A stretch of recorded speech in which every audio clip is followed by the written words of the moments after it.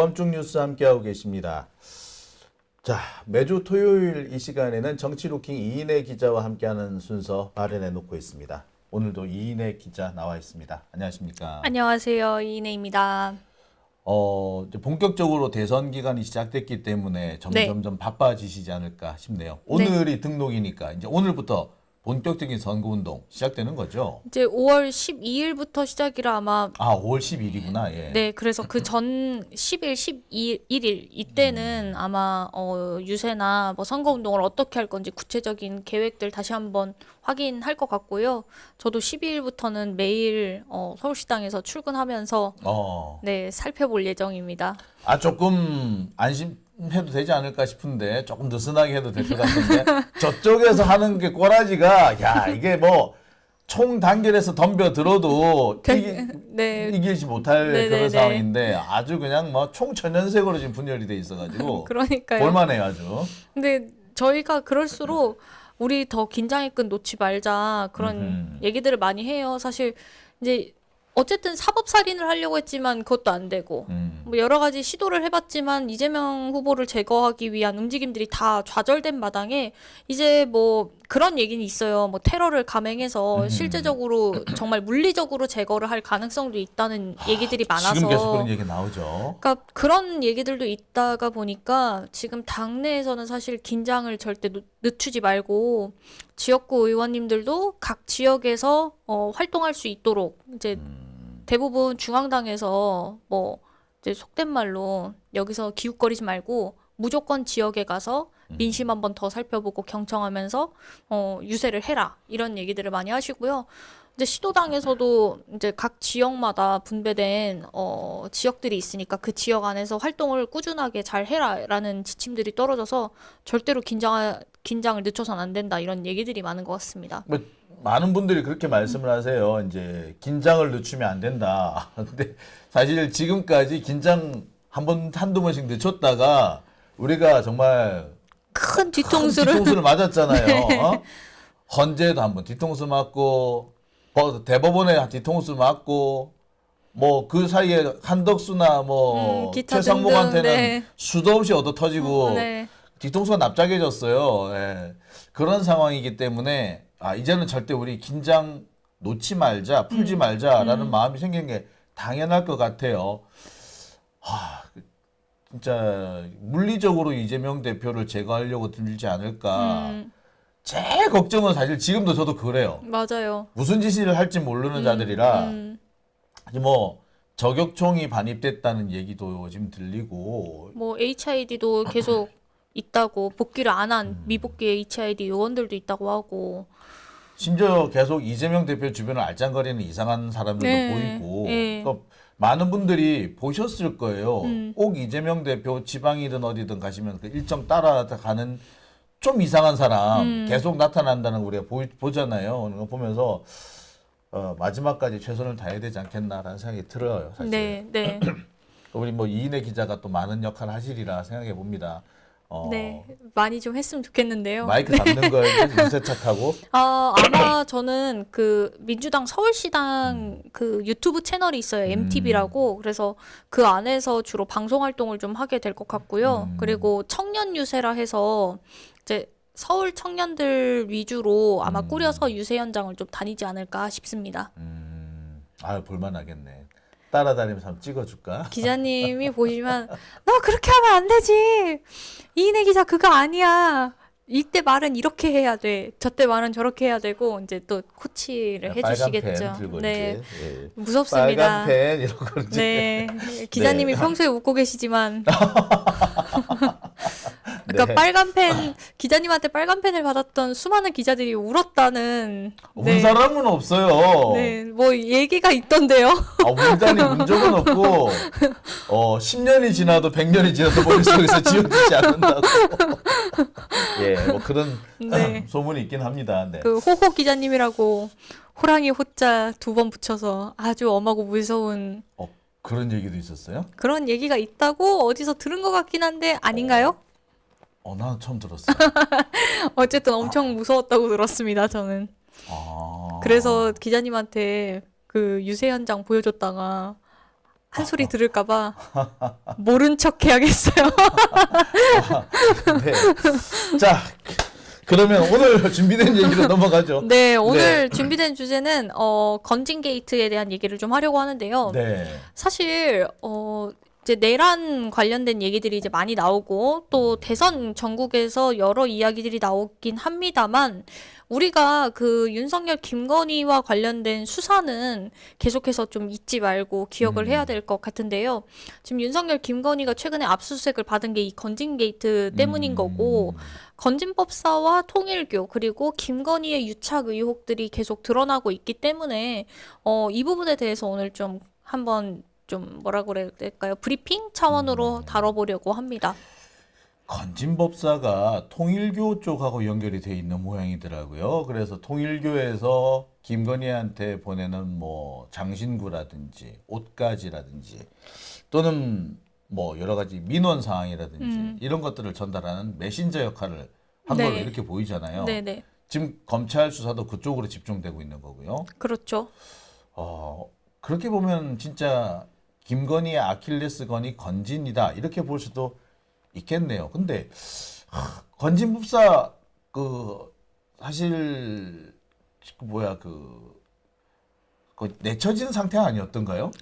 저도 그런 줄 알았는데 네. 건진이라고 하는 사람도 어떻게 보면 하나의 일부분인 거고, 그러니까 우리가 수많은 김건희와 연루된 사람들 중에서 명태균도 있고, 천공도 있고, 건진도 있고, 다양하게 있잖아요. 무속인들, 무속인이라고 불릴 만한 그런 사람들이 있는데, 근데 건진도 사실 내쳐진 거나 다름이 없지만, 실제적으로 윤석열, 김건희의 여러 문제들이 지금 파헤쳐지고 있는 가운데에 건진이 중심으로 되어 있는 것이 사실이고, 최근에 저희가 한 2달 전인가 다루었던 내용 중에 불법 대선 캠프 운영했다. 네. 그래서 사무실 얘기 한번 했었잖아요. 네. 그 사무실에도 어쨌든 건진, 양재동 사무실. 네, 네. 그게 건진하고 관련이 돼 있어서, 그러니까 그런 얘기들도 지금 막 나오기 시작했기 때문에 건진을 파헤쳐야 윤석열, 김건희, 그리고 윤석열, 김건희가 건진뿐만 아니라 건진과 같은 존재를 여러 명이서 뭔가 같이 해먹었을 수도 있다. 그러니까 그 사람들을 찾아내기 위한 과정인 거죠, 건진도.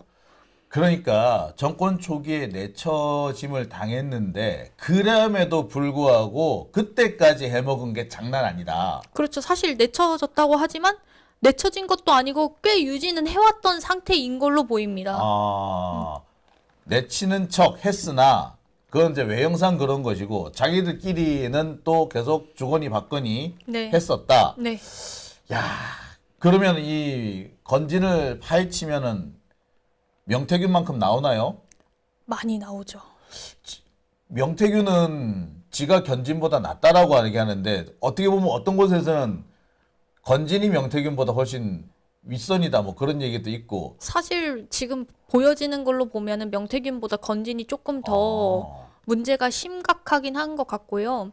그러니까 그런 거죠. 그 명태균도 녹취록에서 한번 건진에 대한 이야기를 한 적이 있었는데 뭐 그때 김영선 문제 가지고 얘기를 하다가 네. 뭐 건진이 자기를 내쫓으려고 했다. 이런 녹취록도 있었거든요. 네. 그러니까 우리가 윤석열, 김건희 공천 개입으로 명태균 게이트라는 걸 발견했으나 그 이어서 바로 등장한 게 건진 게이트였기 때문에 이 건진이라고 하는 사람이 뭐 여러 가지 내용들이 있지만 살펴보면 통일교 하나 있고 그 통일교에서 어쨌든 김건희한테 후술 하겠지만 뭐 통일교 간부가 건진을 통해서 김건희에게 뭐 다이아몬드 목걸이나 이런 걸 전달했다라는 얘기들도 있는 거고요. 그 다음에 제가 말씀드렸던 양재동 캠프 그리고 건진법사의 처남인 찰리라고 불리우던 사람이 이제 실제적으로 그 대통령실 행정관에서 여러 공천 개입, 인사 개입을 했다는 의혹도 있고, 그다음에 그 건진법사의 부인도 6억 이상의 돈이 계좌에서 발견됐다 이런 게 있어서 실제적으로 윤석열, 김건희와 가장 가까운 사이 아니었느냐라는 얘기가 있었던 거죠. 그러니까 이 건진하고 또 일붕종 여기하고 또 네. 뭐 서경보 스님 뭐 이렇게 연결된 이 고리 중에 보면은 그 좀 이해가 안 되는 사람들이 자주 등장을 하긴 합니다. 특히 그래가지고 뭐 재단을 만드는데 누가 뭐 억대의 돈을 대기도 하는데 예. 그 사람들이 다 보면은 그 상당히 세력가들이고 네. 그 세력가들이 또 윤석열, 김건희랑 연결되는 사람들이고 그래서 야 건진을 쳐냈다고 하지만 건진이 정말 끊겼을까? 아니면 건진한테 하도 사람들이 많이 몰려드니까 그거 끊으려고 한번 쇼한 건가? 이런 의심이 사실 있었던 게 사실이에요. 네네네. 그러니까 지금은 뭐 그 내용이 무엇이든 일단 건진이 건재했던 건 분명한 거네요. 네네. 아하. 그러니까 이 건진을 반드시 파헤쳐야 윤석열, 김건희와 관련된 여러 문제들에 대해서도 그러니까 직격을 할 수가 있는 거죠. 야, 참 이거 어디까지 파야 되나? 참 파면 팔수록 새로운 게 나오고 까면 깔수록 새로운 껍질이 나오는데 그때마다 참 놀랍네요. 그러니까요. 그래서 오늘 사실 다룰 내용은 수많은 건진 게이트 내용들 중에서 저는 오늘 통일교 쪽을 좀 더 집중적으로 파헤쳐서 말씀을 드릴 예정이고 나머지 인사 개입이나 이거는 제가 3주 뒤에 네, 제가 3주 뒤에 뵙겠습니다.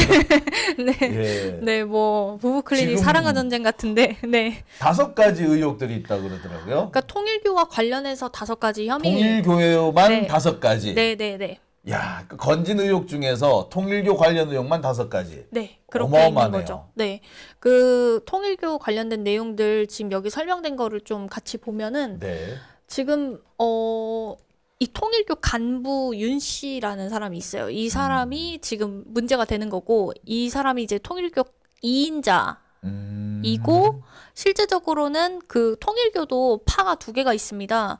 한학자라고 그래서 문선명의 아내 한학자파 하나가 있고 그 다음에 문선명의 삼남인 문현진이 있는 문현진파 이렇게 해서 2파가 지금 대립을 하고 있는 상황이에요. 통일교 안에서. 근데 이 간부 통일교 간부 윤모 씨는 문현진 쪽과 가까운 인사라고 알려져 있는데 실제적으로는 뭐 자기는 모두 한학자가 시켜서 한 일이다 이런 식으로 후수를 했다고 진술을 했다고는 이야기를 합니다. 아니, 그러니까 아들 쪽 편을 들고 있으면서 실제로 검찰 수사나 이런 데 가가지고는 엄마한테 지시받은 거다. 네, 그런 식으로 뒤집어 이야기를 씌우는 건가요?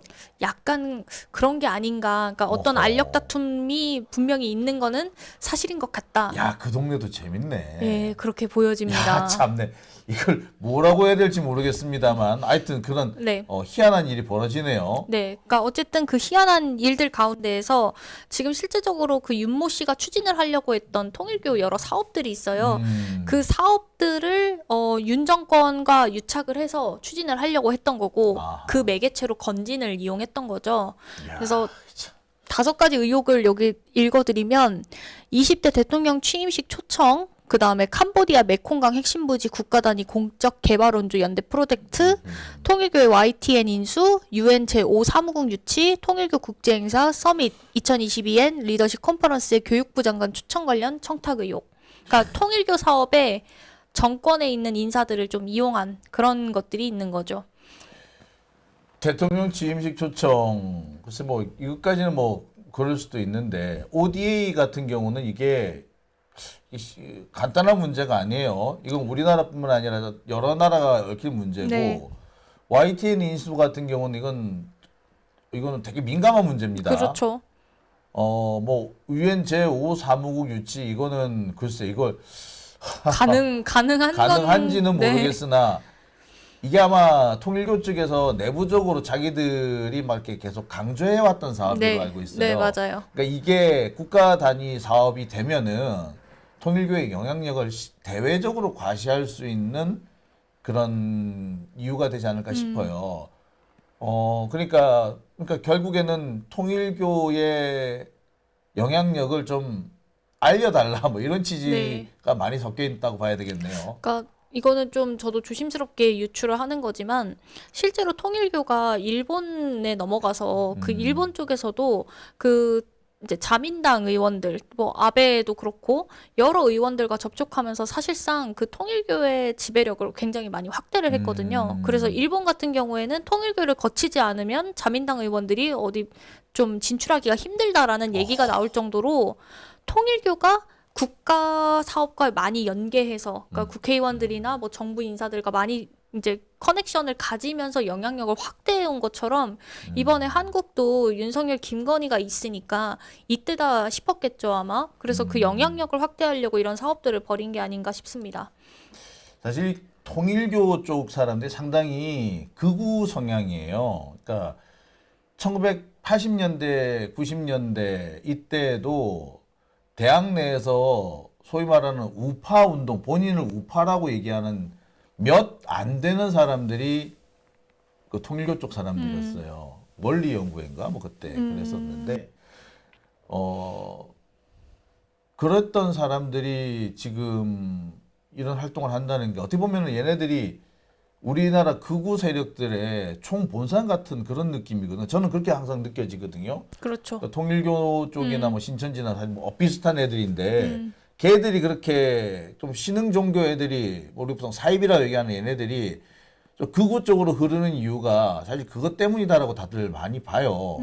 그러니까 지금 이 태도를 봐도 그 의혹들을 살펴봐도 결국 이게 우리나라 내부에서 그 소위 말하는 극우 세력들이 준동하게 된 배경이 아닌가 그런 의심도 좀 돼요. 맞아요. 왜냐면은 저도 봤을 때 그 일본 통일교에 있는 사람들이, 그러니까 이건 카더라예요. 저도 이거는 조금 더 조사해봐야 알겠지만 실제로 그 일본 통일교에 있는 사람들이 우리나라에 있는 그 오래된 친일파 세력들과 손잡아서 어느 정도 그 통일교와 관련된 것들을 이제 한일로 엮어서 통일교 세력을 확장하려고 한다라는 얘기들이 많았고, 그런 걸 보면은 실제적으로 극우 세력을 준동하게 만드는 것도 결국 그 그렇죠. 친일 세력, 극우 세력 이런 사람들을 다 결집시켜서 하나의 큰 파를 만들게끔 하려는 통일교의 속내가 있는 게 아닌가 하는 그런 생각이 친일 듭니다. 세력하고 네. 통일교가 손잡고 뭐 소위 말하는 한일 간의 어떤 관계 개선 뭐 이런 네네. 식으로 얘기를 하다가 실은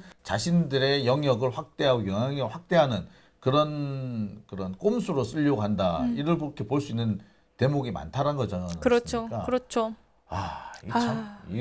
얘들이 정말 종교 집단인지 아니면 무슨 이렇게 되면 사교라고밖에 볼 수 없어요. 사자. 그러니까요. 근데 이런 집단이 활동할 수 있게 된 것도 결국 김건희라는 존재가 있기 때문에 가능한 일이라고 생각합니다. 그러니까 김건희는 뭐 무속이라고 얘기합니다만 얘는 무속도 아닌 거야. 그냥 사자야. 그쵸. 참.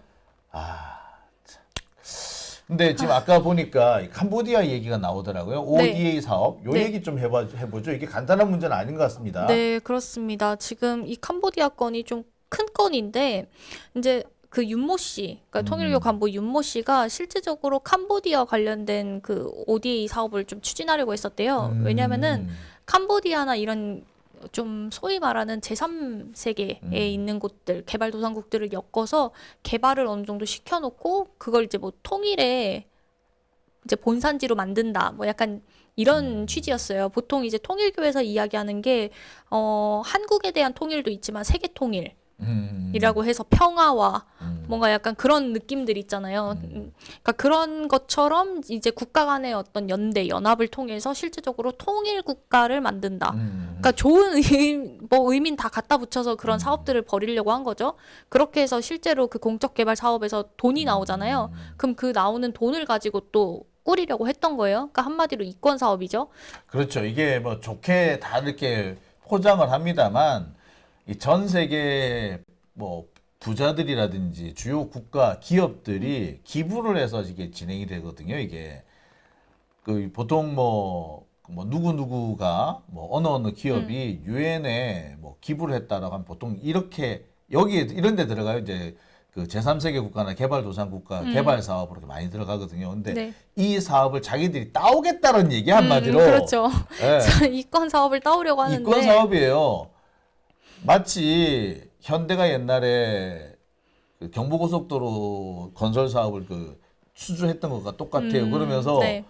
결국 자기들이 일감 찾은 거잖아요. 이권한 거잖아요. 그런데 마치 엄청 국가 경제에 기여한 것처럼 봉사한 것처럼 얘기하는 거잖아요. 이것도 똑같은 상황이다. 그렇죠. 네, 자기들 돈벌이 하는 건데 마치 이게 엄청 봉사활동인 것처럼 하는 거죠. 포장을 하는 거죠. 근데 실제로 그 윤모 씨가 어쨌든 그 이권 사업을 벌이려고 해서 그 건진이라는 사람을 통해서 윤석열을 만나게 된 거고 아하. 접촉을 해서 실제적으로 이 캄보디아 사업에 대한 취지나 이런 것들을 설명을 다 했대요. 어허. 근데 뭐 검찰에 진술하기론 이 윤모 씨는 그 윤석열이 그 사업에 동의는 하고 그냥 취지에 동의 정도만 했다라고 하는데 공교롭게도 그렇게 만나고 나서 그 다음에 캄보디아 관련된 사업들을 하기 시작한 거예요. 그렇죠. 외교도 버리고. 그러니까 가서 애 안고 있고. 그렇죠. 김건희가 이렇게 코스프레 하는 것도 나오게 된 거고.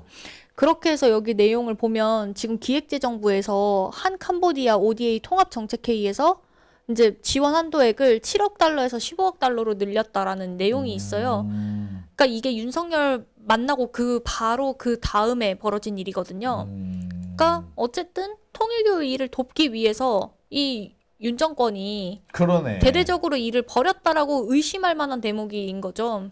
마치 삼부 토건을 위해서 우크라이나 재건 사업 뭐 간이 띄운 하는 것처럼 그렇게 된 우크라이나 거죠. 재건 사업도 제가 몇 번 사기라고 그랬어요. 저는 그때 2022년, 2023년에 매일같이 저거 사기입니다. 삼부 토건 주가 갑자기 뛰었어요. 삼부 토건 지금 망해가지고 워크아웃 하고 있는데 그 주식이 1,000원도 채 안 하던 게 갑자기 지금 5,000원씩 되고 있습니다. 이거 사기예요라고 분명히 얘기를 했었거든요. 근데 이제 와서 이제 거기 집중을 하시더만요. 진작에 이제 이미 다 해먹었어 얘들. 그러니까 다 끝났죠 사실. 다 해먹고 돈도 다 빼돌렸을걸요. 흔적 다 지웠을런지도 몰라요. 그리고 실제로 그 이복현 전 금융원장도 더 이상 그거에 대해서 수사 그러니까. 김건희는 관련이 없다라고 아예 딱 김건희가 전했잖아요. 왜 관련이 직접 계좌를 안 돌렸겠지. 영부인식이나 돼가 직접 계좌를 돌렸겠어. 차명 계좌를 돌렸든가 아니면은 돌리고 난 다음에 그 이익의 몇 퍼센트를 커미션으로 주거나 그랬겠지. 아우 안 그러면 무슨 이권 사업을 턱 내주던가. 그러니까 그렇게 대놓고 하겠냐고요. 그러니까 이게 이복현도 정말 나쁜 새끼야 이 새끼가. 이게 달리 검사 새끼라고 그러는 게 아니야. 이게 진짜 이게 나쁜 새끼 검사 새끼. 그러니까요. 아우. 어쨌든 여기서 지금 또 하나 문제되는 게 여기 내용에 있는데 김건희가 나토 순방 당시에 그 6천만 원대 반클리엔 목걸이 착용해서 재산 신고 누락한 거 아니냐 그랬더니 그 통일교 간부 윤모 씨가 건진한테 다이아 목걸이를 전달해 주면서 김건희 보고 이거 어디 가서 빌리지 말고 착용하라고 해라. 다이아몬드 목걸이를 줬대요. 근데 이 다이아몬드 목걸이는 이제 나온 이야기로는 이제 건진이 잃어버렸다 그랬잖아요. 전달이 안 됐다고 얘기를 하는 거죠. 그러니까 본인이 꿀꺽한 건지 아니면 김건희가 꿀꺽했는데 일부러 숨겨준 건지 그건 알 수 없으나 어쨌든 그 다이아몬드 목걸이는 압수수색에서 발견되진 않았다. 근데 그런 의혹들이 혐의가 있기 때문에 검찰에서 수사를 했고 윤모 씨가 그렇게 진술을 했다라는 게 밝혀졌습니다. 뭐 두 가지 의미가 있겠죠. 발견을 못했을 수도 있고 발견할 생각이 애초에 없었을 수도 있고 보통 대통령 관저나 뭐 사저에 가서 압수수색을 하면은 그냥 달라고 해요. 어떻게 대통령 집을 가서 뒤집니까? 이렇게 다 막 뒤질 수는 없으니까. 없으니까 그냥 주십시오라고 해요. 근데 안 주면은 방법 없는 거예요. 대신에 티 안 나게 그냥 나와야 되니까 시간 엄청 끌어요. 그 옛날에 전두환 노태우 압수수색할 때도 그랬어요. 그러니까 지금 김건희는 뭐 최근에 대통령에 대해서 압수수색한 적 있느냐? 있어. 전두환 노태우 했어. 심지어 그 전두환 같은 경우에는 그 윤석열 있을 때도 갔었어요. 그래서 전두환 그 아들네 집도 뒤지고 연희동도 뒤지고 무슨 창고 뒤져가지고 그림 다 팔고 막 그랬었어요. 그랬었는데 무슨 지가 다 지금 남편한테 따지라 그래. 자 아무튼 이런 게 있었던 거죠. 그래서 김건희는 이때 오드리 헵번 모방놀이 하면서 캄보디아에서 아주 대대적인 외교 순방을 벌였고요. 그리고 나서 이제 문제가 됐던 게 지금 여기에 히림이 관련돼 있다는 거예요. 정말 대단하다. 히림은 안 끼는 데가 없네요. 안 끼는 데가 없어요. 이 히림이 여러분들도 아시겠지만 그 김건희 코바나 컨텐츠 후원을 했다는 것도 있고 그 다음에 건진이 설립한 그 연민복지재단 거기에도 1억 원을 출연을 했다라는 의혹 때문에 이 히림이 어떤 상당한 커넥션이 있는 거 아니냐. 그리고 실제로 대통령실 관저 뭐 여러 가지 다 관련되어 있었잖아요. 그거 할 때도 히림이 등장을 하죠. 근데 이권 사업에서 빠지는 걸 못 봤어요. 빠지질 않습니다.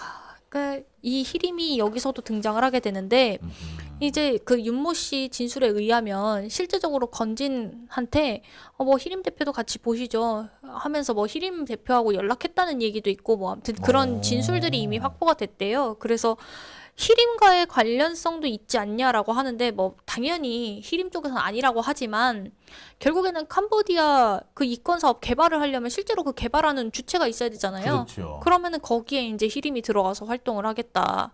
그런 부분이 아니었나라고 보는 거죠. 참 대단합니다. 이 사람들도 그렇게 온갖 의혹이 다 나오는데 정말 구석구석에 다 끼어 있는 걸 보면 정말 이 사람들도 돈에 미친 사람이 아닌가라는 생각이 들어요. 그러면은 희림, 통일교, 건진법사 이 사람들 사이에 뭔가 보이지 않는 커넥션, 우리가 모르는 커넥션이 있다는 의미네요. 그렇죠. 그리고 실제로 여기서 희림이 캄보디아 공항병원 대학 등 건축 사업에 참여도 하고 어허. 이게 이미 그냥 정부에서 지원한 그러니까 우리 쪽 정부에서 지원한 공적개발원조 사업에 참여한 이력도 있고 2021년 시작된 그 코이카의 캄보디아 그 환경공학과 설립 사업에서 CM 과업을 맡아서 2억 7천만 원을 지급받은 적도 있었대요. 그러니까 이미 캄보디아 사업을 어느 정도 했던 곳이기도 하고, 그러니까 모양새는 구색은 그렇게 갖추는데 실제적으로 희림은 그 윤 정권, 그러니까 윤석열 김건희와 관련되어 있던 곳이니 더욱더 이 희림을 통해서 뭔가 하려고 하지 않았나. 윤석열 정권이 조금만 더 이어졌었으면 무슨 일이 벌어졌을지 모르겠네요. 그렇죠. 진짜. 지금 윤석열이 그 작년 12월에 계엄령 한 거는 해먹으려고 했는데 잘 안 되니까 확 열받아서 한 게 아닌가. 뭐 계속 보면은 윤석열은 계속해서 뭐 발목 잡기를 해서 그래서 경고 차원에서 뭐 어쨌다라고 얘기를 하는데 우리가 들을 땐 말도 안 되는 소리인데 윤석열 자기 입장에서는 내 하는 일 사사건건 니들이 방해했잖아 뭐 이렇게 말할 수도 그런 있겠다 거죠. 싶네요. 그런 거죠. 그러니까 실제로 벌이려고 했던 여러 가지 이권 사업들을 다 망쳐 버린 거죠, 야당이. 그러니까 이씨 그러면은 계엄이다 이렇게 된 거야? 계엄이다 이렇게 된 거죠. 와. 잠깐. 지금 희림이 최근에 찾아보니까 강릉의 경포대 사업 또 강릉에 가요 이번에는? 그 건성동 그쪽하고 이렇게 네. 뭔가 또 커넥션이 있어서 하는 거 아니냐. 그러니까 지금 엄청 눈독 들인다는 얘기가 있대요. 근데 지금 그러니까 희림은 이미 끝나서 다른 이권 사업들을 지금 벌이려고 벌써 준비를 하고 있는 거고, 그러니까 다 수사를 해야 되는데 이런 걸 다 수사하지 않고 지금 이제 그 윤 간부, 그 간부라는 사람만 거의 수사하고 사실상 뭐 그것도 참고인 조사에 불과한 거죠. 거기서는 소환 별거 조사. 안 나올 게 없어요. 그 사람 말 그대로 메신저예요. 실제로 이권은 다른 데서 갔을 거예요. 그러니까요. 그러니까 어쨌든 그 통일교권 이제 캄보디아 사업이 이렇게 크게 지금 되어 있는 상황이고요. 네. 그 다음에 또 하나 살펴볼 게 YTN인데, 와, 나 이거 보고 정말 충격받았습니다.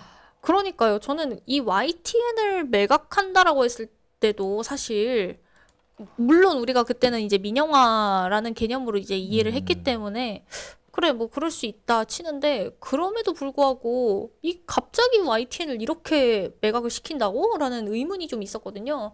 그런데 하필이면 이 YTN 인수를 노리고 여기에서 이제 통일교 문선명의 아들 문현진이 있었던 글로벌 피스 재단에서 이 YTN을 인수하려고 했다. 그렇지만 결론적으로는 유진그룹에서 가져갔다.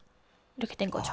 이게 결국에 그러면은 그 윤석열 김건희 주변에 이렇게 몰려있던 뭐 재벌 기업들이라든지 이런 사람들이 서로 하나씩 얻어 먹으려고 뜯어 먹으려고 모여들었다. 근데 일단 통일교는 뜯어 먹는데 실패한 셈이네요. 많은 걸 갖다 바쳤으나 대신에 유진그룹에서 가져갔다는 건데 네. 그럼 유진그룹은 김건희나 윤석열한테 뭘 줬다라는 거야?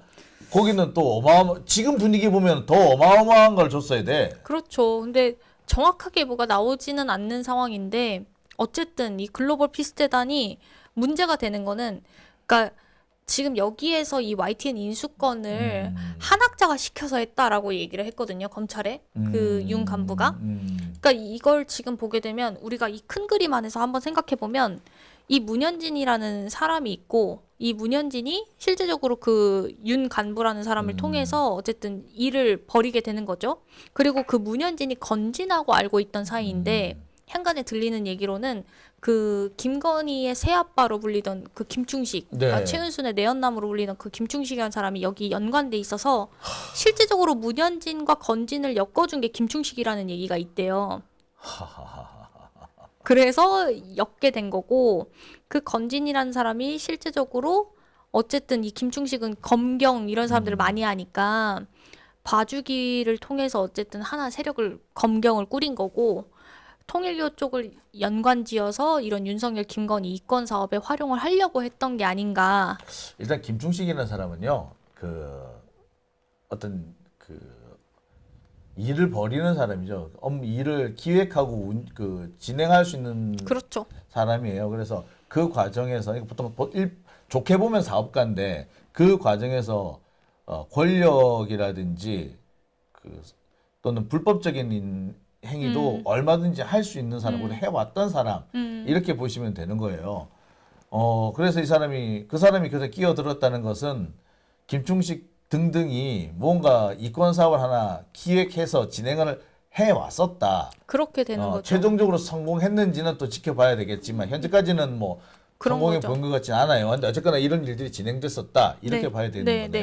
그러니까 실제적으로 건진이라는 사람이 왜 어떻게 통일교와 연관이 됐냐? 그러면은 뭐 신천지가 연루가 되어 있는 거냐? 그러니까 그 보통 그렇게 봤었죠. 보통 신천지나 통일교나 원래 사이비들은 다 그렇죠. 통하는 게 있으니까 그래서 신천지 쪽하고 연결이 돼 있으니까 건진이 그쪽을 통해서 통일교와 접촉한 게 아니냐라고 사람들이 봐왔는데 이게 지금 들리는 얘기들로는 김충식이 오히려 더 가까운 게 아니냐라는 그런 연결 루트는 따로 있다. 따로 있다. 그러면 실제적으로 김충식을 통한다는 건 결국 윤석열, 김건희가 여기에 깊숙이 연결이 되어 있는 거다라는 것이기 때문에 더 이거는 심각한 거죠. 명태균 건보다.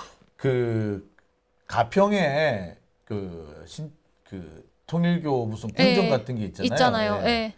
거기가 말이 가평이지 사실은 양평이에요. 거기서 고기 하나 만나고 가면 바로 양평이에요. 네. 그래서 우리 도로는 양평 쪽으로 가는 게 훨씬 더 가깝기도 하고 뭐 무슨 궁 그러죠? 저도 그게 정확하게 네. 기억이 안 나요. 근데 거기서 어쨌든 압수수색 간다고 그래서 그때 이재명 당시 경기도지사가 그쪽으로 그건 방문했던 신천지고 그건 또. 신천지. 신천지는 가평 그렇네요. 청평호수 옆에 있고요. 네네네. 옆에 있는 게 신천지고 청평호수를 내려다보고 산 위에 있는 게 제가 지금 헷갈렸네요. 통일교예요. 그러니까 둘이 너무 비슷해갖고 비슷해가지고 헷갈렸어요. 헷갈리죠? 네네네. 그러니까 그나마 신천지는 가평 쪽이 가깝고 신천지는 거기서 말이 가평이지 실은 양평이 훨씬 가까워요. 그 통일교계. 예, 통일교계. 네네. 그럼 또 양평하면은 또 누구 아니겠습니까? 그쵸. 양평하면 또 그 모녀. 어쨌든 이런 상황이에요. 근데 저는 이렇게까지 심각한 게이트인 상황에 대해서 지금 검찰은 도대체 어떻게 하고 있나? 왜 검찰이 이렇게 수사를 한다는 소리가 잘 안 들려올까? 수사는 한다고는 했죠. 근데 하는 이제 척은 하고 있어요. 네. 하는지는 모르겠어요. 네. 그러니까 지금 보면은 건진 사태, 그다음에 윤건희 아크로비스타 압수수색도 했죠. 뭐 포렌식도 했죠. 그다음에 뭐 실제적으로 건진과 그 통일교 2인자, 통일교 간부 불러다가 소환 조사도 했죠. 그런데 실제적으로 김건희 소환 조사한다는 거는 계속 소환 조사 임박 뭐 이런 식으로 예정 이렇게 얘기들은 계속 나오는 것 같은데 과연 할 것인가라는 강한 의문이 좀 들더라고요. 할 리가 없죠. 할 리가 없죠. 그러니까 지난번에 문재인 대통령 관련해 가지고 뭐 기소한다 어쩐다 했을 때 물타기 수단으로 김건희도 수사해 문제만 하는 거 아니야 이렇게 만들려고 한 적은 있으나 네. 수사는 현재 안 된다고 봐야 될 겁니다. 그렇죠. 많은 사람들이 검사 부인들이 김건희랑 많이 물렸대. 그래서 이게 못할 것이다. 누구 마누라가 나올지 몰라서 못할 것이다. 뭐 그런 얘기들을 지금 많이 해요. 그도 그럴 것이 아크로비스타에 살잖아. 근데 아크로비스타에 사는 검사들이 꽤 많아. 아크로비스타에 사는 판사들도 꽤 많아. 네. 그 뒤에 옆에 삼풍 아파트까지 포함을 하면은 그렇죠. 그거 뭐 말을 할 수가 없고 조금 밑에 그 주변에 있는 아파트 단지들까지 포함을 하면은 이거는 뭐 몇 명이 나올지 몰라요. 그러니까 고개, 서초동 고개 있잖아요. 그 고개, 그 아크로비스타가 있는 그 고개. 옛날에 삼풍백화점 있었던 그 고개. 그 고개에만 있는 아파트가 몇 개 동이 있잖아요. 그 주변에 사는 사람들 검사만 해도 검찰청 한 서너 개나 만들어진대. 그 정도니까 그 사람들이 다 연결이 돼 있을 수 있으니 누구 마누라가 나올지 모르는데 그래서 검찰이 김건희 수사는 못 한답니다. 어쨌든 결론적으로 못 할 수가 한다는. 네. 지 마누라가 걸리겠다니까. 뭐 예전에 사실 뭐 한동훈 쪽에 있는 검찰이 이제 수사를 할 것이다라고 했지만 사실 그것도 아니라는 거잖아요. 그렇죠. 못 하지. 한동훈 뭐 이런 걸 다 떠나서 그냥 검찰을 지키기 위해서 본인 그러니까. 개인들, 본인 검사들의 검찰 전체가 작살날 수가 있기 네. 때문에 아니 검찰이 흔들릴 수 있기 때문에 미워도 윤석열이 미워도 절대 거기는 못 건드린다. 부인들이 줄줄이 걸려 있는데 그게 가능하겠습니까? 뭐 미워도 다시 한번 맞겠다는 건가요? 참네 진짜. 야, 그 많은 사람들이 저 모르는 부분이 있는 것이 이 검찰 검찰이요 그 딴 것보다 그 검사보다 검사 부인이 더 세. 지금 보면은 검사는 보통 집안이 좀 한미한 사람들도 꽤 많은데 그 한미한 집안 출신의 그 검사들이 어떻게 해서 출세했겠어? 그러니까 검사 부인 그치 처갓집인 잘- 거야 다. 그러면 말 다 한 거 아닌가? 그러니까요. 네. 그러니까 어쨌든 그래서 실제적으로 이 검찰의 수사가 좀 문제가 있다라고 보여지는 것 중에 하나가 바로 저는 관봉권이었는데 이 관봉권 같은 경우에는 도대체 왜 어디서 어떤 이유로 이 건진이 이거를 입수하게 되었는지는 아직 명확하게 드러나고 있진 않아요. 이게 실제적으로 통일교에서 준 건지 아니면 건진이 다른 루트를 통해서 받은 건지도 명확하게 나와 있진 않지만 검찰이 지금 관봉권 수사에 대해서 난항을 겪고 있다는 거예요. 근데 이거는 사실 돈다발 출처는 아니 이렇게 특수한 상황을 금방 밝혀낼 수 있잖아요. 관봉권은요 이게 한국은행이 일반 은행에 돈을 보낼 때 저렇게 보내고 한국은행이 정부기관에 보낼 때 저렇게 보냅니다. 따라서 저게 통째로 갔다는 것은 은행에서 통째로 넘어왔거나 정부기관에서 통째로 넘어왔다는 얘기거든요. 근데 정부기관도 저렇게 현금을 바로 쓰는 데는 특수활동비가 있는 데만 써요. 특수활동비 쓸 수 있는 데는 몇 군데 안 되죠. 지금도 특수활동비 남아있는 데는 청와대, 그러니까 대통령실하고 대통령실. 그 국정원밖에 없어요. 네. 검찰 같은 경우 올해 완전히 없어졌죠. 근데 물론 저 때는 있었으니까. 근데 저렇게 그런 몇 군데가 안 됩니다. 그리고 은행의 경우는 아무리 바빠도 관봉은 다 뜯어서 줘요. 그게 그래서 왜 100만 원권으로 뜯어서 주거든요. 그렇게 본다면 이거는 뻔하지 뭐 솔직히 그러니까요. 김건희가 줬다는 거지 뭐. 이게 지금 2022년도에 준 거잖아요. 그러니까 이 관봉권을 수사를 못 한다는 것 자체가 말이 안 되는 거잖아요. 결론적으로는 그럼요. 이렇게 특수한 상황은 금방 흐름만 출처만 바로바로 그 흐름만 파악하면은 나오는데 지금 그걸 규명을 난항을 겪고 있다라는 것 자체가 검찰이 말은 이렇게 하는데 수사 의지가 없다. 수사 의지가 전혀 없다라는 거죠. 그러니까 우리가 그 하다못해 명태균 게이트 건에 대해서도 지금 뭐 오세훈 서울시장이 됐든 홍준표 전 대구시장이 됐든 이 사람들 문제가 있다. 여러 커넥션 의혹이 있고 뭐 압수수색도 했고 다양하게 했습니다만 실제로 그 둘 장본인들에 대해서는 소환 조사를 일전하지 않았잖아요. 그렇죠. 그러니까 김건희 건도 결국에는 김건희가 문제가 있다라는 어떤 의혹들은 계속 남는데 국민적 의혹은 커지는데 실제적으로 검찰이 김건희를 조사할 거냐? 그건 아닐 것 같다. 시간이 지나기를 바랄 거예요. 그래서 아마 그러니까 조용히 묻히길 바라겠죠. 조용히 묻히면서 동시에 이제 그 증거들이 사라지게끔 하는 건데 그런 의미에서 검찰은 작살이 나야 되는 거죠. 지금 검찰 이거 완전 개새끼들이야 이거는. 지금 아예 태업이야. 그러니까 처음에는 계속해서 민주당 쪽 이재명 대표에 대해서 계속 이렇게 압박을 해오다가 이제 더 이상 할 수 없게 되니까 지금 증거 인멸에 들어가 있는 걸로 제가 보여요. 그러니까요. 그리고 이 검찰 하면 제일 먼저 대검을 없애버려야 돼. 대검의 그 각 사무부서를 없애야지. 검찰총장만 남겨놓고 대검 다 없애버려야 돼. 그래야지. 검찰총장은 못 없애요. 왜냐하면 헌법에 검찰총장이라고 있어. 그러니까 검찰총장은 못 없애는데 대검은 없앨 수 있어요. 그러니까 대검 없애버리고 이렇게 해야 되지 않을까. 아우 진짜. 그러니까요. 그러니까 이게 검찰이 지금 사실상 원래는 정권이 바뀔 때마다 그 전 정권 수사를 통해서 현 정권에 이렇게 딱 안착하는 그런 케이스들이 많았는데 실제적으로 이제 차기 민주 정부에선 그게 안 먹힐 것 네, 같으니까. 안 먹힐 것 같으니까 지금 이렇게 하는 건데, 그러니까 김건희 수사한다고 말은 하는데 실제적으로 수사를 안 하고 있는 형국들을 보면 건진 게이트도 수많은 의혹들이 있지만 밝혀내지 못할 가능성이 크다. 그렇지만 이제 차기 이재명 정부에서 이 의혹들까지도 명백하게 밝혀내서 어쨌든 이게 국가 사업을 이용해서 결국 자기네들 이권을 취하려고 했던 이런 무지막지한 것들을 바로 잡아야만, 그러니까 이런 불법 부정부패들을 뿌리 뽑아야만 우리 사회가 좀 바르게 나아갈 수 있지 않을까 하는 그런 생각이 듭니다. 아이고 참 우리가 정권을 되찾아온다고 해서 해결될 문제는 아니고 계속해서 뭔가 우리가 싸워 나가야 되지 않나 싶습니다. 근데 그렇습니다. 한편으로는 계속 이 상황에서 한 자리 차지하려는 놈들 있지, 이 할 일을 생각하는 사람이 좀 없다라는 게 좀 많이 안타깝네요. 정권 초기에 확 그냥 풀에 잡아야 되는데 검찰이고 뭐고. 이게 정말 좀 어떤 식으로든 좀 강하게 표현이 됐으면 좋겠는데 개인적으로는 그냥 이건 정말 저의 그냥 개인적인 생각이에요.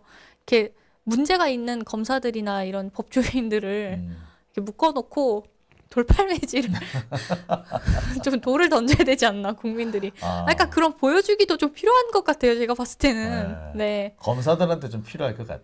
네, 좀 필요하지 서초동에 않은가. 끌어다 놓고 서초 요가편에서 예. 이제 좀 좁혀야 되나 이런 아니, 생각도 들어요. 제가 봤을 때는 많은 국민분들께서 동참하실 것 네, 큰 참여를 하지 않을까 하는 같아요. 네. 그런 생각이 좀 드네요. 네. 자, 오늘 고생하셨고요. 네.